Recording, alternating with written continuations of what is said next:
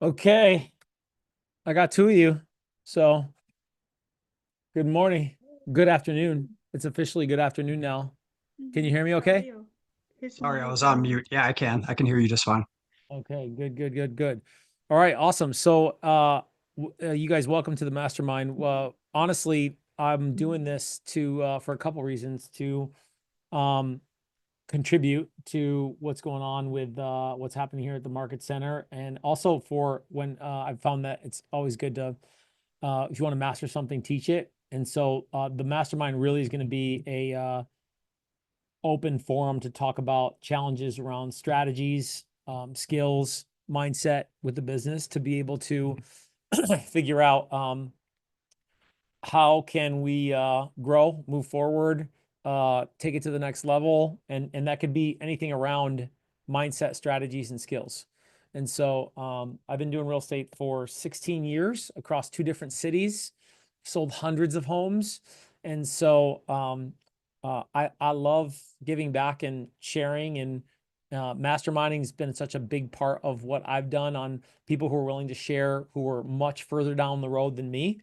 And I always learn something, even if my business wasn't doing business directly like someone else's business. It was a great opportunity to have a conversation and hear about what people were doing and to share and to talk about challenges to figure out what I can do better or how I can grow, because this is a lonely business.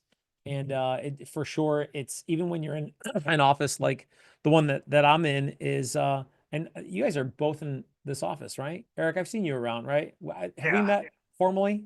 I don't think we formally met, but Yeah. I've seen you plenty of How times. long have you been licensed?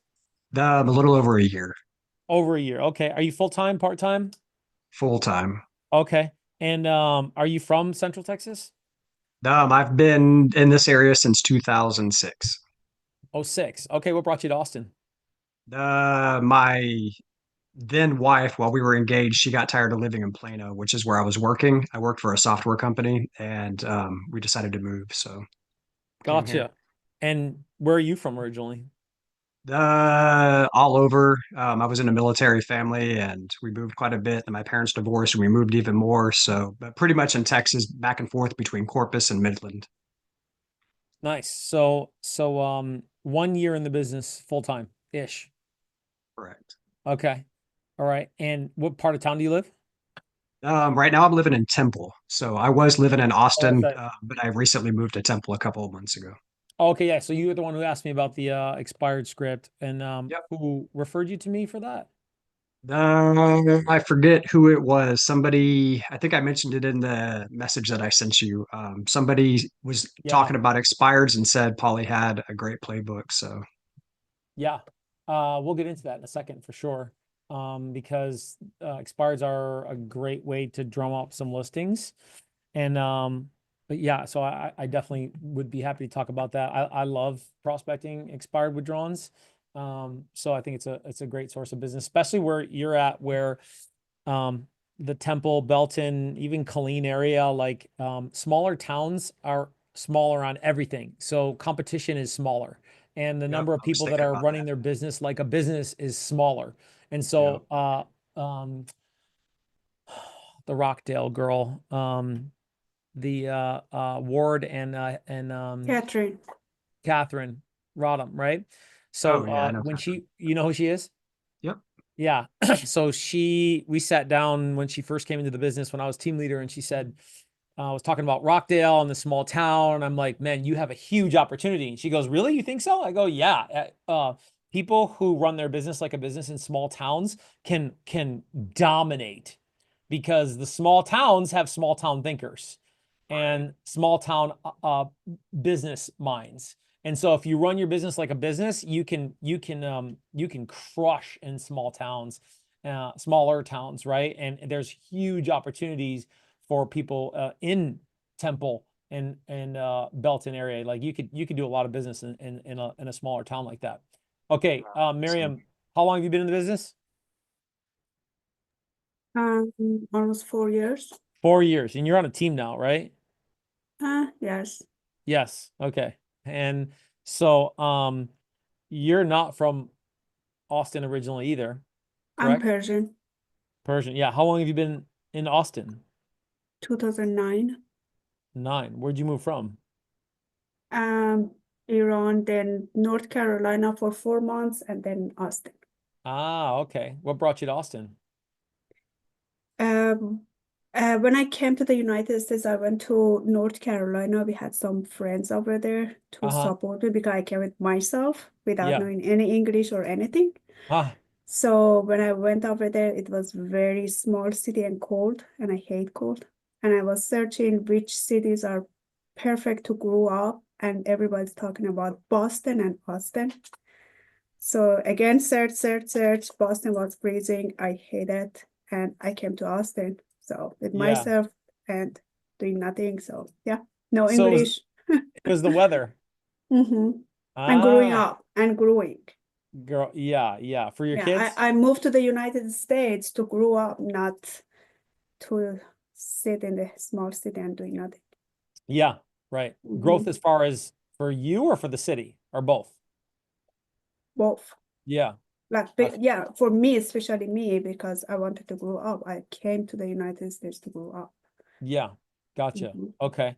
And what did you do before real estate? I was doing hair, Hair? Okay, especially, yeah. yeah, specialist Ah, okay, yeah, nice. color Yeah, my wife does specialist. that. Mm-hmm. You're like a scientist almost. Mm-hmm.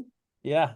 It Yeah. takes a lot of, In my country, I had bachelor, and I came here for my PhD, and I was in UT when I met Todd for ah, my PhD, and then I say, I like hairs too, so let's try that, and then try that one. It wasn't me at all. mm, So then on the COVID, with this, I decided to come to this job. gotcha. Okay. Interesting. Nice. So, Eric, what did you do before I real worked estate? for I was an That's it. implementation project manager for a Yeah. software company. Yeah. Yeah. Okay. So, real quick, I don't know if you guys noticed, Yes. Miriam, you specifically, when I'm asking you, I was having a conversation with you guys. Did that conversation sound familiar, Miriam? Yes, Right? we Where are you repeat from? it all the Where did time. you move from? How'd you happen to choose the area? Okay, so Eric, there's a script in the playbook. It's called the situation script. Really, it's I think I changed the name to rapport script because it's a rapport script. How do you build rapport quickly with people? You're at a barbecue. You're introduced to somebody at a networking event. You're just for some reason talking to somebody who you don't know. And Miriam, I use that script all the time, especially in conversations where they're social, because I'm not really a naturally socially comfortable person. Is where do you live? How long you been there? Where'd you move from? How'd you happen to choose the area? Now, there's all kinds of questions in between those questions. I'm like, where do you live? Where are you from? Where'd you move? How'd you happen to choose the area that you're in? But Eric, I can use those, especially even within conversations that begin to fall apart. Like the conversations are not that good. I'm at an open house. I'm talking to an expired, and I go, so wait, how'd you happen to choose the area? So how long you been here? So, where are you from originally? And then there's some questions off of the questions to create rapport because initially, like I'm a salesperson, I'm a stranger. So for me to warm up conversations faster, this situation script, the rapport script in the playbook, there's just like Eric, there's like 3 or 4 questions in there, honestly, that help you like warm up a conversation to be able to just create some momentum and some exchange for us to have what feels like a normal conversation. And then for me to explore with questions off of the questions with a little bit more about your situation, with now your comfort level being a little bit higher and the defense a little bit lower into motivational questions, because you don't really want to start with motivational questions because it can sound salesy or desperate. Yeah. And so Well, if I and want, it also building rapport too. Like you said, when she mentioned doing hair, coloring hair, and then you said, "Oh, my wife does that." I'm really good right, at doing that too. I usually have things that I can interject that, "Oh yeah, I like that. Oh, I was interested in that," or I have a friend that did that. right, or even your absolutely right, and even your ability to ask a few questions around that because people will respond reflexively to interest about them. Oh wow, how long you been doing hair? Color specialist. What is that? Okay, whatever, right? Like to just get them talking, because the common social aspects of rapport are good to bridge, but they're not good to carry, right? Like I don't want to sit there and talk about us both having the same things in our lives in regards to cosmetology, right? Like it's a bridge, it's not a highway. Yeah.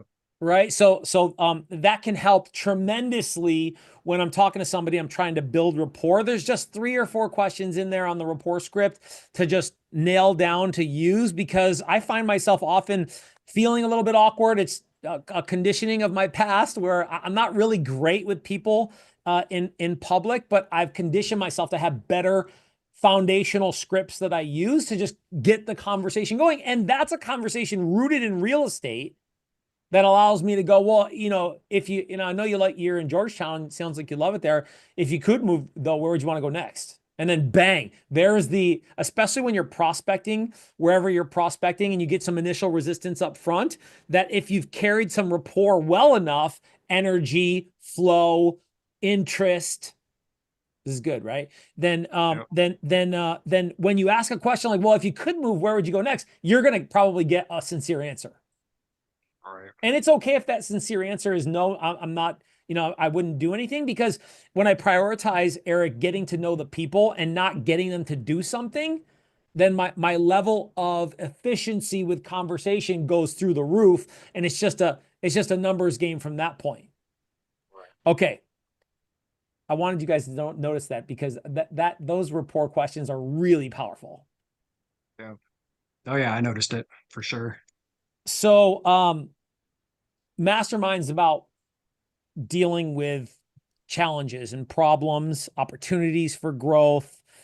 And I like it to be an open forum session so we can take it to where you want to go with it. And so I know, Eric, you were talking about expireds.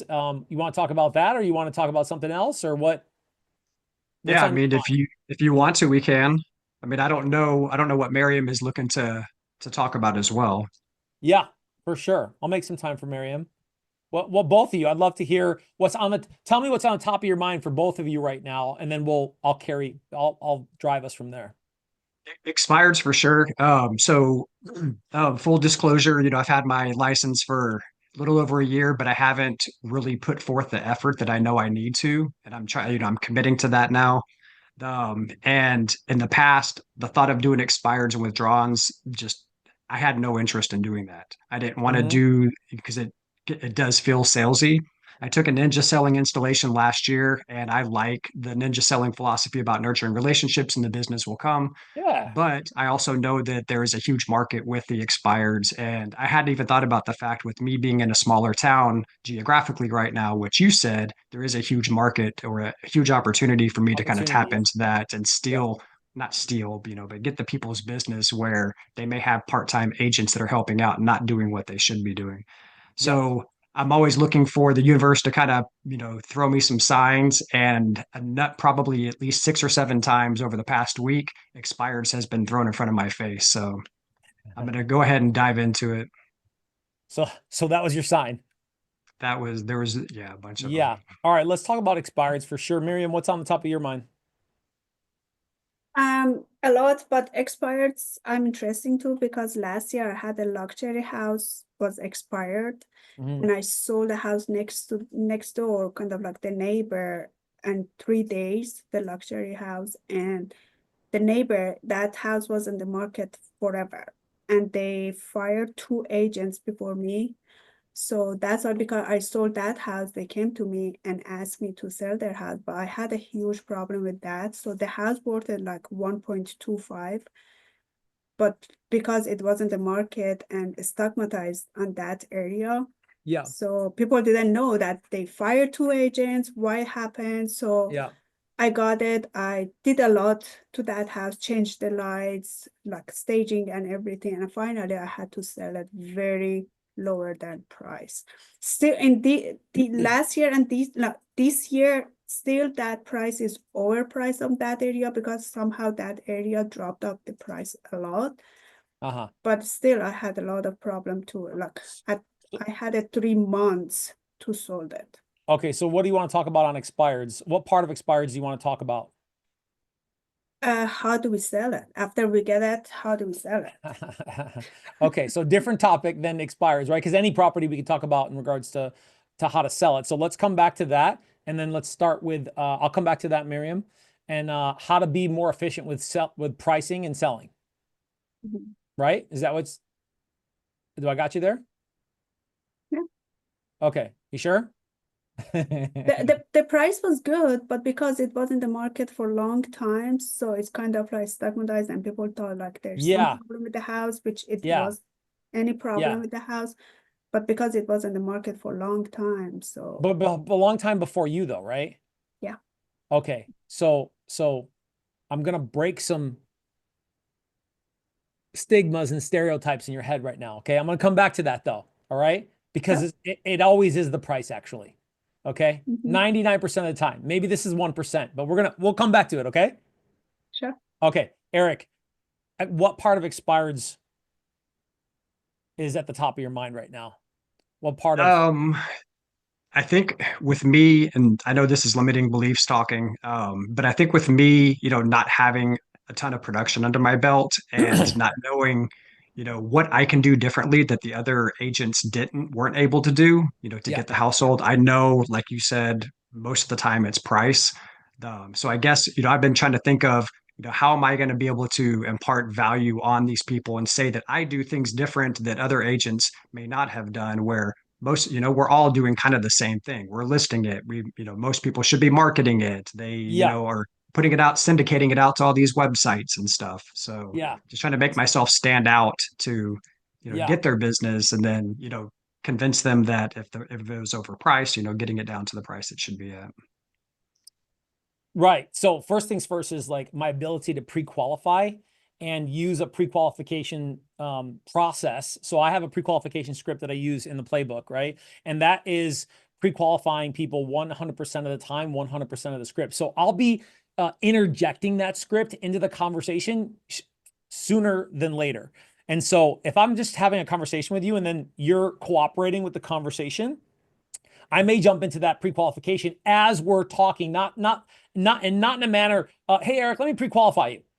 Right. Right. Or let's set the appointment and then pre-qualify you for the appointment. Good. But that's not that's not often what I do. Often what I do is I just start asking those questions to find out what's going on at a deeper level with their motivation. Because at the end of the day, motivation is a mother. What does that mean? It births everything. It makes everything happen. So if you don't have a 9 or a 10 on motivation, especially in a market like this one, it's going to be difficult to get the price reduction. It's going to be difficult to get them to accept an offer that might be lower. And so right now, Eric, like you really want to get to know the people, because the expired game, people don't go after it as much. And by the way, on the coasts, because I've sold on the coasts, right? Way more competitive for expired withdrawals. All right. Big city folk, aggressive mentalities. They go after expired and withdrawals in a very heavy way. When I was in Las Vegas, I mean, if I wasn't calling first thing in the morning, I might be the 20th or 30th call. Here, you might be the 5th call. In Temple, like maybe you're the second call. So remember, Eric, this is what, if I prioritize the people and I prioritize rule number 1 on my team, get to know the people, then I don't have to try to sell anybody anything. I just need to figure out what's going on, and either I can help you, I can't help you, I don't want to help you. And with that priority, Eric, then the whole shift of my energy changes to, okay, I know you're being a little grumpy right now, but I really want to kind of know what's going on, and I might be able to help, but I need to kind of figure it out. And so I'm exploring conversation to figure out what's going on, because those pre-qualification questions really are at the core. I mean, that's really maybe even the most important script in the playbook, is those questions around pre-qualifying to find out what's really going on with situation or motivation, because I'm looking for 9s and 10s. You follow me on 9s and 10s? Yeah. Right? Like if it's a 7 or 8, man, I'll tell you what, if it's a 7 or 8, they got to be on board 100% with pricing. Because if not, we don't get paid by the hour, man. And you're gonna nothing defeats and discourages an faster than working with unmotivated prospects. So let me lay that on top of what we're talking about for when we're prospecting. We're talking about expireds right now, and I don't know what the number's somewhere around like 50% relist within like a 2 or 3 day time frame. So there's a lot of opportunity here. Combine that with the demand for agents who actually prospect expireds in Central Texas. In Dallas, I bet you it's probably a little bit different. In Houston, it's probably a little bit different. In Austin, I'm telling you, man, I'm on the street. Like, not that much competition. And even when the competition's fierce, like where I came from in Vegas, it was very, very, very steep competition, is that people don't do it consistently. And so there's still opportunity, there's still margin with expireds withdrawals. So the question that I have, how do you find their phone number? Because I found Okay, several hold expired. on. Yeah, okay. Table that, because I didn't really Okay. fully answer Eric's question. Where do we find phone numbers? I'll come back, Miriam. I'll come back. Eric, so the other part of what you were talking about was differentiating myself and not having the experience and having maybe some reservation in my identity or my confidence or my capability. False or true? True. Okay. Anything I missed there or any commentary around that? Nope, you're right. You're spot on. Yeah. Okay. So here's the deal. You're a grown ass man. All right. Do you have a significant other or kids or? I have both, yeah. Okay. So look, you're already a leader. Okay. And you may not have the experience specifically what you're doing, but you do have the leadership capacity to help people who want to be helped and to figure out how to do it. Because here's the thing that especially newer agents, they don't understand, and they don't, it takes them sometimes longer than sooner to internalize, is the fact is that there's nothing. Here's what's different, Eric. Here's what's different. You want to be different? Have better conversations, because 5% of the realtors, go look at the ABOR numbers. 5% of the realtors are doing 95% of the business. What's that mean? People don't know what the hell they're doing, and they're not having good conversations. And then we wonder why there's a stigma around salespeople. Well, this is part of it, because unfortunately, National Association of Realtors is never going to solve this problem for us as far as raising the bar on professionalism and accountability and liability. Okay. But when you have better conversations around, what's the first conversation? What's going on here, man? What's going on? Number one, get to know the people. Number two, the market. But look, you don't need to know the market until you set the appointment. Okay. Look, ABOR numbers, you can't see it here, but behind me is my wall of fame here. And I got January to November. December numbers haven't come out yet for ABOR. And I follow it every single month, what's going on with the market, because the most important question that we need to answer is what? How's the market? How's the market? How's the market? And when you have a good 15-second, 30-second spiel around, well, actually, the first quarter is pretty slow. January and February are pretty slow, but March and April pick up. And we saw that last year, and we've been skidding across the bottom since January 1st of 2023. And so, okay, I'm not going to get into all that, right? But like, I have a great package of information on days on market. Where's the market been the last few months? Where's the market been this year? How's the market been since we crashed? When did we crash? How many homes are on the market right now? Like, those are specific points of data, simple ones, Eric, simple ones that like I absorb and I go, okay, I'm keeping track of the market. Every week or two, I'm looking at how many homes are on the market. I know how many homes are expiring because I'm paying attention to that number, right? And so my ability to have a better conversation, Eric, I can't tell you enough, man. Like, if you come to, well, I'm doing next Friday, I'm doing Ignite, how to win with sellers. And you can come to that too, because I'm going to go over my whole listing presentation and what I do in my listing presentation. I'm happy to send that to you, by the way, because your ability to have a good conversation and to speak intelligibly and confidently is what will make you different. Not some fancy app or some marketing scheme.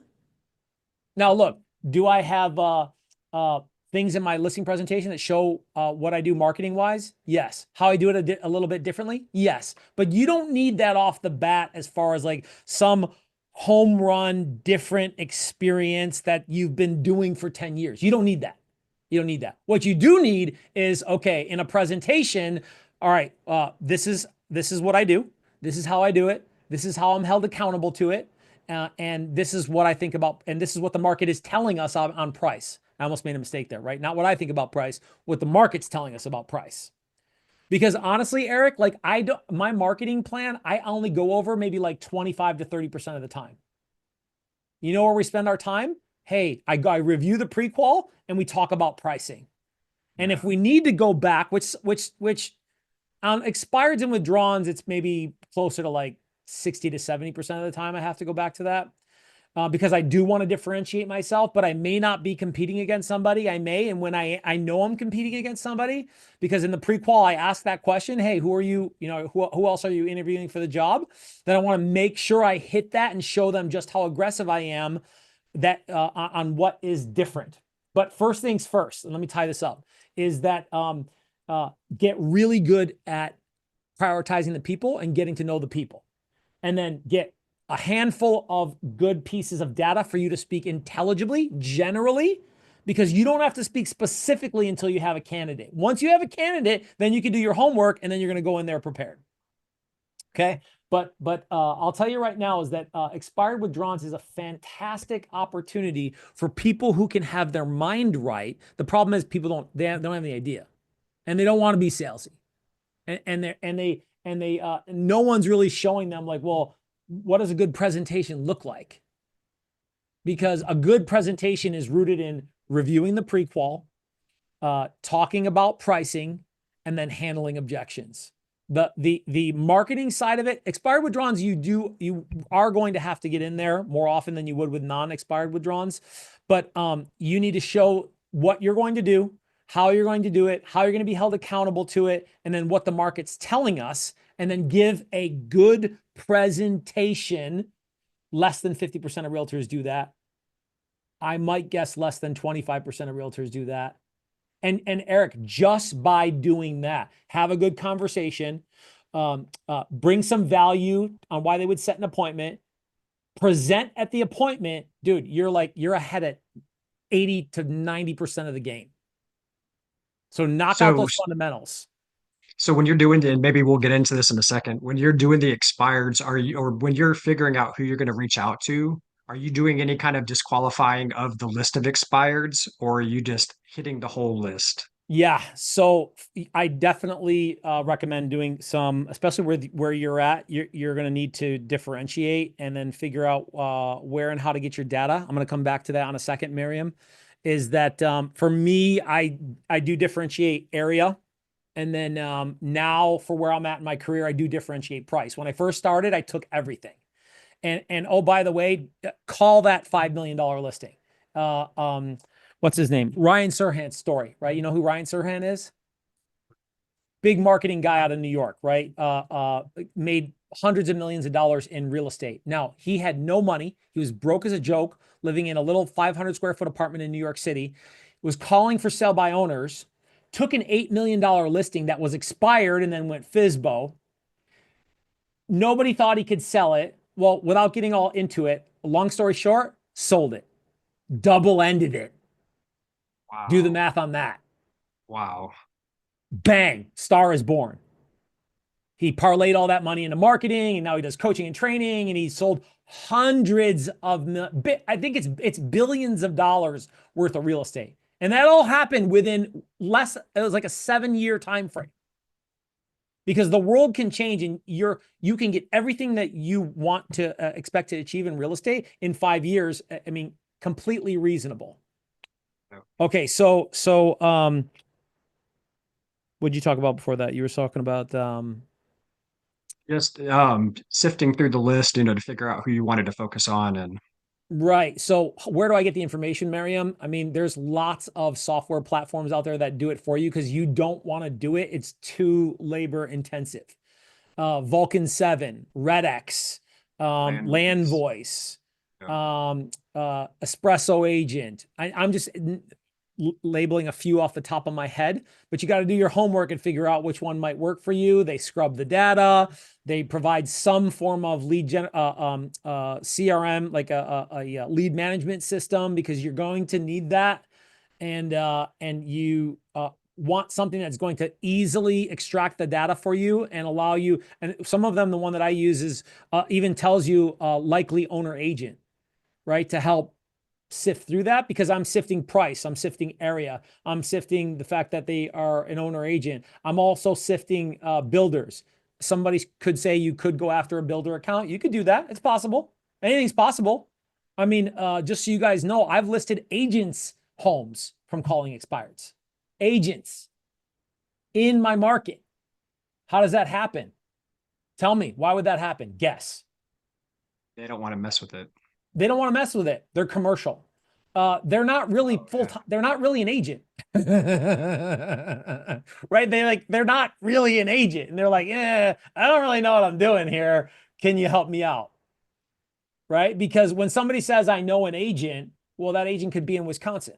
I mean, just keep asking questions to find out what's going on. And then when you prioritize the people, Eric, then you can feel good about exploring, even though you may have some resistance. And you can feel good about knowing that, look, in spite of them, I'm going to use some of these skills that you'll see in the playbook, repeat, approve, move, to just find out who are you and what's going on, and is there a possibility or an opportunity? And then see where I go from there, because I don't care about the outcome. Now, look, I want appointments, man, and I'm my goal is one contract signed a week right now. Okay, so let's not be fooled on economic model GPS 411. I mean, I'm doing all that stuff. I'm looking right at it up on my whiteboard. But like, the priority is get to know the people, and then that whole sales crap, we can put that on the side and go, hey, what's going on?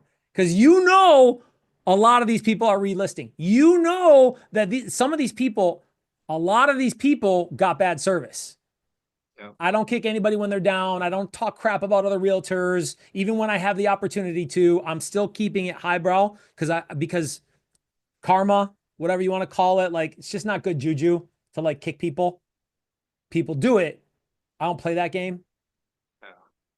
Okay. What else about expired withdrawals before we get to Miriam? So with the, so I have land voice. I've started diving into that and looking, at getting the data, extracting it, and I know it'll show people that are on the do not call list. So if I'm going through and I'm trying to do this, sifting myself to figure out who I want to focus on trying to reach out to, if they're on the do not call list, are you reaching out personally, or are you just removing that from your list of possibilities? Yeah, do not call is do not call, man. No, I know that, but I'm saying, would you go to that person's house and maybe approach them to try to win the business? Absolutely. There's no do not knock. Yeah. Actually, there could be a do not knock for like HOAs and stuff where, but no soliciting. Yeah, no soliciting. I mean, but I've had people where they go right past the no soliciting sign and have gotten listing contracts signed. Now, I don't do that. But I have in the past created a knock list based off of my zone, and then tried to create that as part of my schedule later in the afternoon, because I do like, especially if you don't have enough business, I do like the method of hit them early, hit them late. So nice and early on expireds, and then show up 4 or 5 or 6 o'clock and knock them. Nobody's doing that. Nobody's doing that. And if it's in your zone, you can make it convenient and you can systematize it, it can be pretty good. Yep. Okay. Miri, is that it, Eric? Good stuff. Yeah, good stuff, man. Yeah. Expireds are fun, but they're the biggest reward, and with big rewards requires big skill. So the big rewards are not big rewards because they're easy to get, or else they wouldn't be big rewards. Everybody'd be doing it. They're big rewards because it's hard to do, because people have, I don't want to be salesy. Because people have, I don't want to bug them. Well, you don't have to be salesy. You don't have to bug them. And if you pre-qualify them and just care about getting to know the people, then you'll figure out who is willing to have a conversation, who I should set an appointment with, who I should follow up, or who I should throw in the trash. And I'm okay with any of those things. And like you said, don't be attached to the outcome. I'm not attached to the outcome. That's a big one. It's aside from setting the appointment, of course, but Right. But your ability to like release it, especially when people get a little, they get feisty, they tell me to go do things to myself. yeah. They're like, they're not nice. Now the way, Eric, I had to reprogram my head for that because I'm a high D and I run pretty hard and fast and direct, was to reprogram my mind that like, and some of this was with my faith is around, is to have empathy for these people, because if they're acting like that around me, just asking if they'd be interested to sell their property, there is a hell of a lot going more than me bugging them or interrupting their day and them acting in such an aggressive manner. There's a whole nother story that I don't care to know about on why they're acting like that. And so I got to have some grace and forgiveness and okay. All right, let's keep going. Bless your heart and walk on. Yeah, that's your heart. That ain't about me, man. That ain't about me. Okay, Miriam, what are we talking about on pricing? But talk to me quickly and a little bit more about that. Yeah, so I know the number one that doesn't sell is pricing, but stay in the market for a long time is the So when you worst say thing. staying on the market, though, staying on the market when you had it or staying on the market when No. somebody else had it? Somebody else Okay. had it. So give me the example. They were on the market with somebody for how long? Almost 1.5 years. 1.5 years. Price point when they were listed with the Mhm. other person, how much? It was 1.25. 1.25. Okay. Now you list the property at, 1.25. you listed it at 1.25 too? They wanted to sell it that much. Okay. There's your problem. Especially because when I sold the neighbor exactly the same house, because it was like kind of like old builder that most of the houses are the same. Yeah. So they wanted to sell exactly the same house. And that one that I sold, it was like more than that 1.5. How much So was they asked for that and I said no. How much did the other one sell for? I put it 1.5 and I sold it more than that. On 3 More days. than that? Yeah. So It that's already why they closed? wanted. Oh yeah, it was like 2 years ago. 2 years ago. So 2023? Yeah. Okay. And we're talking about a property that's for sale now, right? No. I already sold it last year. No. The yeah.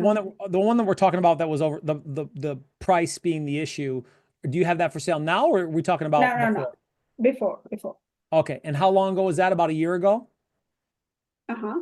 So a year after the other one sold. No. So so the house was on the market when I got like their neighbor's house. So when I got their neighbor's house, I sold that house in 3 days.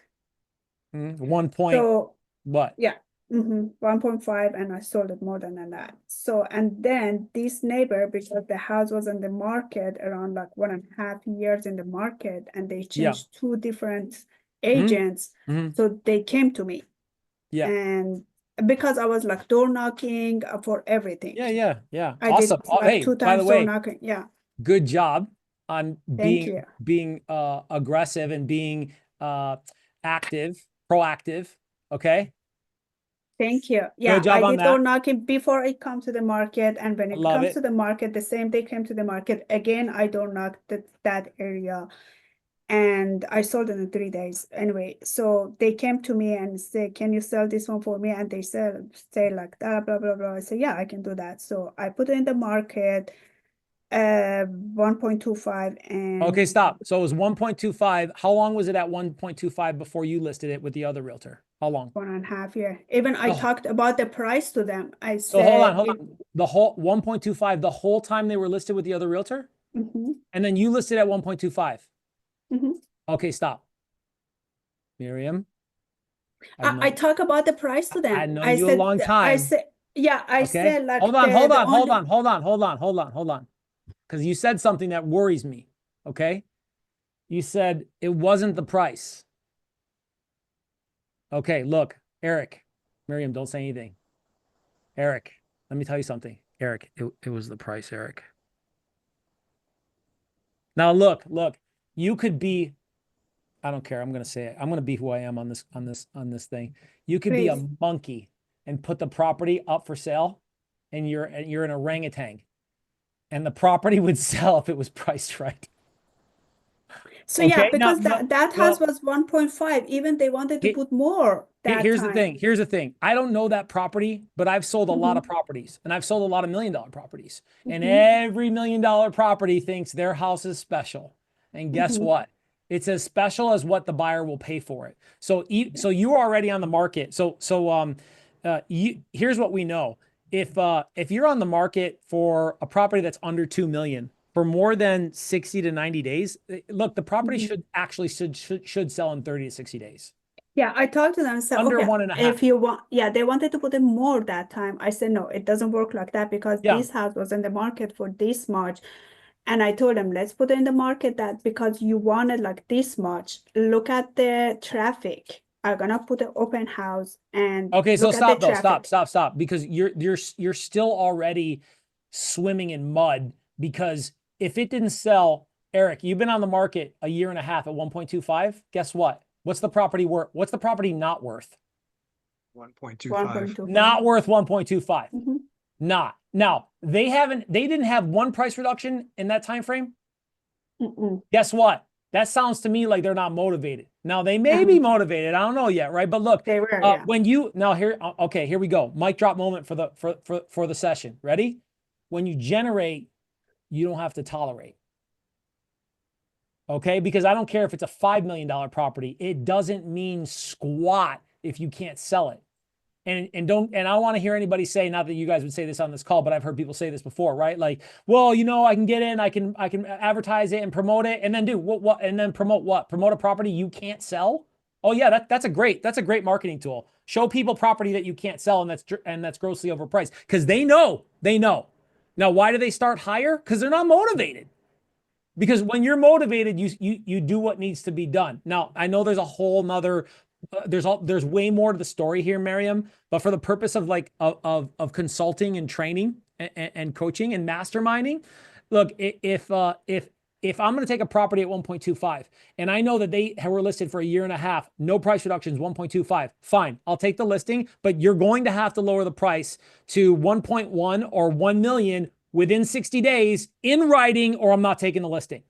And guess what? They don't do it. Hey, good luck. Or I'll call you in 3 months, or I'll call you in 6 months, or I'll call you when you're more motivated. I told them 1 week.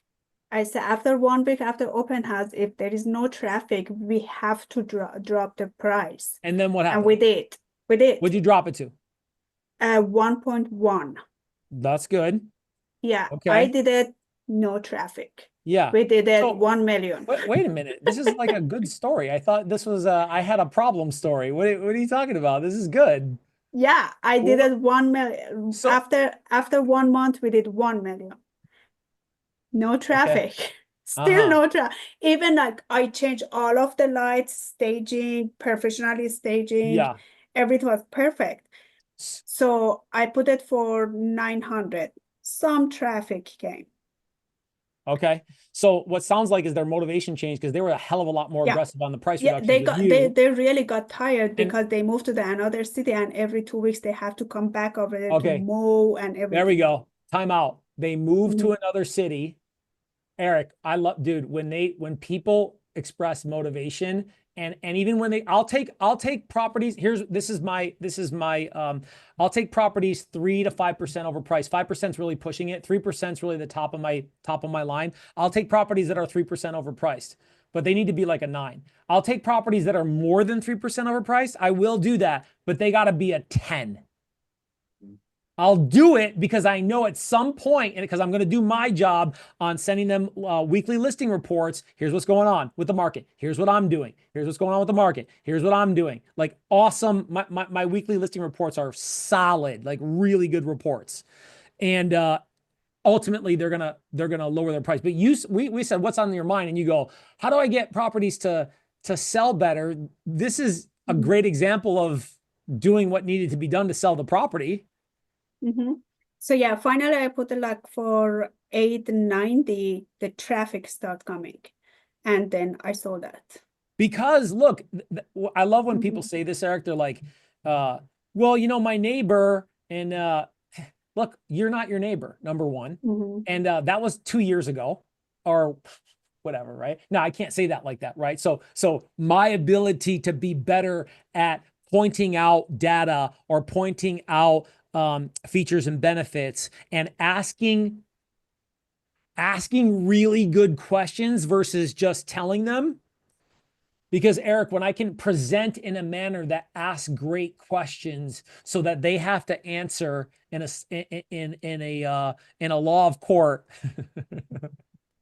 I would have been a So good yeah, attorney. for that price that I put like 890, I had a serious conversation with them and say, hey, it's been 3 months with me in the market, and the busy time of the market, which is in the summer, it's over. It was August. Do you want to, again, your house stay in the market for 6 months, for 6 more months? Yeah, They said, no. I said, we have to do that. Otherwise, you have to pay the tax. You have to come back here every 2 weeks. You have to pay for all of like the electricity and all of those things. Do you want to lose money or you want to sell it? I love it. Do you want to lose So money or do you want to that's why sell? when I talk to them very seriously about this conversation for the third time, they say, okay, we believe in you. And then what do you think? I said, let's put it 890. And I was changing the pictures every single week. Yeah. So it was coming to the market. So look, You know what I you mean? were communicating that. Here we go, Eric, right? You were communicating consistently. You were exploring adjustments. And then they said something, you caught what she said, Eric. She goes, we believe in you. Yeah. After being on the market that period of time, for them to still say that, that's a great testament to whatever it is that you were doing and communicating to them to serve them, right? To be able to get the property sold. So this isn't a problem. This is a testimony here. This is you can't Even she came over there one time. I saw she came over there and put some like one of those like statue of some saint something to the Saint window. Joseph. St. Joseph. Yeah. She I did that at my wasn't house doing too. that. Yeah. Yeah. Yeah, I said, I don't believe in this thing. I didn't tell them. Yeah. Like I Yeah. say, yeah, it's a great idea. Yeah. That's funny. I Yeah. grew up Catholic, so I know exactly what you're talking about. Yeah. So okay. So anything that we can contribute. So thank you for that story. That was a great Sure. story. And man, I'm proud of you for having having known you this time, right? To be able to and this is where the big boys and girls get paid the big bucks, Eric, is like having difficult conversations. That's my ability to have hard conversations in a collaborative and a constructive way through good questions is what differentiates when people talk to me. They go, oh, I don't have to, it's not my presentation. My presentation looks pretty freaking good, but it's not my presentation. But It's I what worked happens hard right on here. that house. I was like calling, reverse prospecting every time I was changing anything on that house. I was like door knocking. I worked hard for that house. So what else can we contribute to on that scenario as far as questions or uh, feedback or things that we can that I can constructively contribute in regards to that scenario specifically? Because you brought that to me almost like a problem, but you had the solution. After 3 months, they had to. I was honest with them and said, like, the busy market is gonna go down. Do you wanna your house to stay in the market 6 more months Yeah, I like it. and change to another agent? It's your house, it's your It's good. decision. But That's this awesome. is the only solution that we can sell your house. Great job. Great job. Okay, I'm going to tie it up here. Any other, do you have something to say, Eric? Oh no, I was just gonna add or kind of reiterate what you were saying as far as I think what it comes down to this whole thing like her scenario is setting the right expectations. And so when you're pre-qualifying those people in your mind and you're rating them, if they are if they're motivated enough to where you feel like you can work with them, then you know that price is going to be the issue, then just have that candid conversation, set that expectation so that they know when they work with you, you're going to list it for a while. If it's not going to move, then we have to drop the price. If they're not willing Yeah. to do that, move on to the next person and don't worry about them. Yeah. Setting expectations in our business through each portion of what it is that we do. The appointment, setting expectations for the appointment. The contract, setting expectations for the listing launch. we're talking about listings right now, right? For the sales process, what's happening week to week. For going pending, what's going to happen now as far as inspections and negotiations and okay. And then my ability to continually set expectations, Eric, which reels back into what makes me different, my ability to communicate with people at a high level. And because I care about people and I want to help people, then sometimes in spite of themselves, sometimes in spite of me, bad attitude, inconsistency, lack of belief, discouragement, fill in the blank, right? Like I'm going to continue to do the hard thing, which is talk to people about real estate. And we get paid by how often do we have those conversations? How good am I at having those conversations? And what am I really saying in those conversations? And that's going to be the differentiator for you guys. And that's why what I do for coaching and training around real sales talk, this is about connecting with people and having better conversations. Okay, give me one thing you're going to do this week that you're going to commit to. Come hell or high water, you're going to do it this week. What is it, Miriam? I was thinking about buying those contract with those companies that you were mentioning.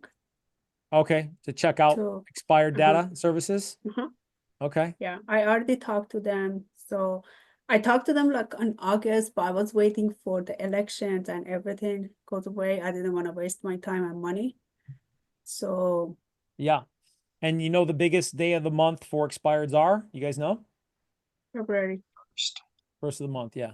First of the month. But February is the best time that the Lots of investors on the expireds. market. January 1st is a big one.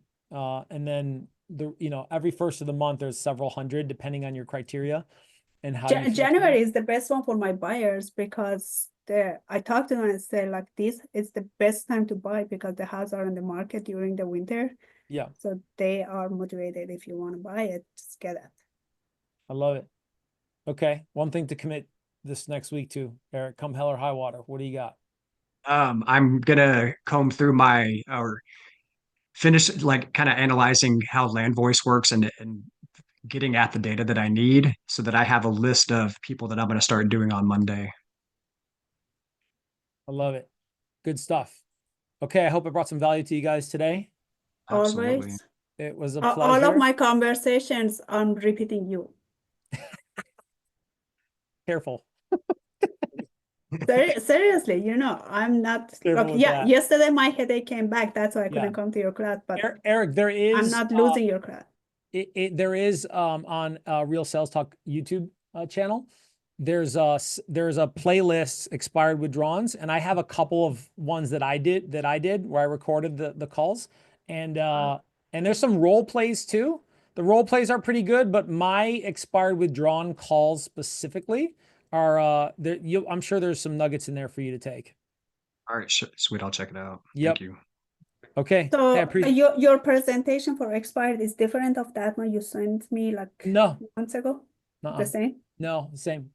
I just changed my whole listing presentation just by design. I zhuzhed it up a little bit and made it look more more refined, more contemporary. I wouldn't say luxurious, but I made it look a little, because I'm shooting this year for my average price point for listings was around 750. My average for buyers was around 500. And so I'm nudging each of those upwards a little bit this year. And so I'm being intentional about, I'm not like expired withdrawals under 500. I don't call them. I don't call them because now I'm further down the road, right? But like, I don't call those expired withdrawals because I don't want to deal with them. So I need to make at least 15 grand a pop, at least. Otherwise, it's not worth my time. And I had a neighbor that their house was expired, and I told them about I'm doing open house, and they said we don't allow anybody to come to our home for open house. We hate open house. What is your answer? They don't want anybody to have the open house for the listing? They had a listing. Yeah, they had a listing and it expired. And when I talked to the lady, she called me actually. It's because I was like door knocking, and she said she doesn't want to have open houses. Yeah, I said like open house is one of the number one things. And she said, we hate open houses. Great. I love that. No problem. So No what do problem. we, yeah. What do you mean? That's one less thing I have to do. How often does an open house sell the property? Single digits percentile. Mm-hmm. And on the lower side of 5. Like it doesn't sell the house, right? It's good for people to get in and to show the property. I'm not against open houses. I like open houses. I have as many as I can when I can have them, and I'm having multiple open houses when I can have them on my listings, incorporating other agents to do them. But if they don't want to have them, I'm not going to twist their arm to do it. Okay. Because I show them, okay, here's my ad spend on marketing. Here's my reporting on what's happening with internet activity. Here's my market report on what's going on with the market. Here's my team report on how many phone calls, emails, and texts we're doing a week and communicating with people. Here's my zip code report on what's going on with activity. And I'm showing them that we're taking action and going above and beyond, because that's what they want to see. They just want to see you're not sitting around. And if you show them what you're doing on a weekly basis, they can't say, I made this mistake earlier in my career, but very quickly I got rid of it and I've never had it again, is like, well, what are you doing? They'll never say that to me because I show them every week exactly what I'm doing. And if it's not selling, there's only one thing in the way. Price. That's it. All right. Appreciate you guys. Have a great week. Thank you so much. I appreciate it. You See you too. next time. Thanks.